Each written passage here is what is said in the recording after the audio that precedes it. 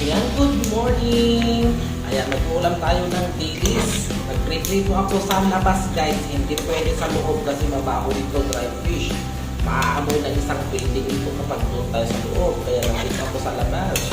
Ayan.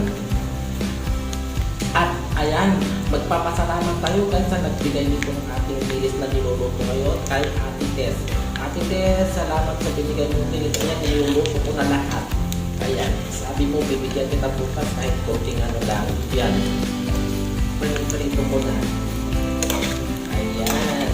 Ang sarap nito guys. Ilang years na hindi ako nakaulam nito.